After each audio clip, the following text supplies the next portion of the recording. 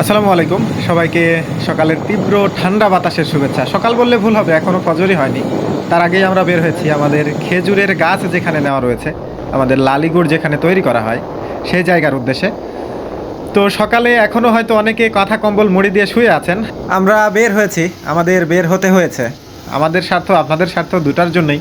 যেহেতু খেজুরের লালিগুড় নিয়ে কাজ করছি, সেহেতু সকালের ঠান্ডা লাগবেই, সকাল সকাল বের হতে হবে, এটা জেনে শুনে এ পথে আসা।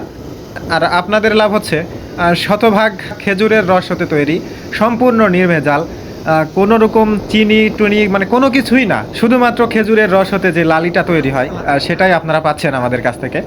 সেটাই আপনাদের কাছে পৌঁছে দেওয়ার জন্য আমাদের এই ক্ষুদ্র প্রয়াস বলা যায়। ঠান্ডার ভেতরে আমাদের যাত্রা শুরু করা, এই শেষ রাতের যে তাপমাত্রা সাথে ঠান্ডা বাতাস, এখন বাইক চালানো অনেকটাই কষ্টকর, কিন্তু বাইক নিয়েই আমাদের বের হতে হয়েছে। এই সময় গাড়ি পাওয়া সহজ না, রাস্তায় কাকপক্ষী কিছুই নাই, অনেকটা দূর, যার কারণে এই ঠান্ডাটা আমাদের মেনে নিতে হচ্ছে। যারা সকাল সকাল বের হয়ে থাকেন তারা বুঝতে পারবেন আসলে এই ঠান্ডা লাগার কষ্টটা কেমন। তবে শেষ পর্যন্ত বাইক নিয়ে যাওয়া সম্ভব হয় না, কিছু দূর রেখে হেঁটে যেতে হয়, কারণ খেজুরের গাছগুলো অনেকটা মাঠের ভেতরে, গ্রামীণ অঞ্চল, গাড়ি ঢোকার মতো তেমন পরিস্থিতি নেই এখানে। এখন ভোরের আলো ফুটেছে, চারিদিকে তীব্র কুয়াশা, বাইক রেখে এখন মাঠের ভেতর হেঁটে যেতে হচ্ছে।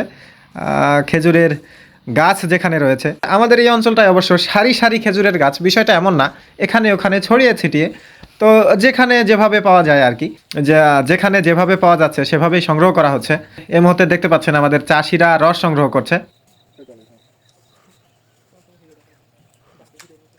আজকের রসগুলো এখন জাল করা হচ্ছে, শুধুমাত্র এখানেই না, আলো চুলা রয়েছে আমাদের, আরও যে চুলা রয়েছে সেখানে আমার আরও সহযোগী রয়েছে, আমি রয়েছি এখানে।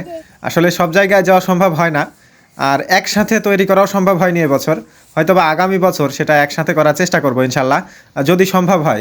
কোনো কিছুই না, এখানে শুধুমাত্রই খেজুরের রস এবং আগুনে জাল দেওয়া হচ্ছে, সেটা জালের সাথে সাথে পরিমাণটা অনেকখানি কমে আসবে।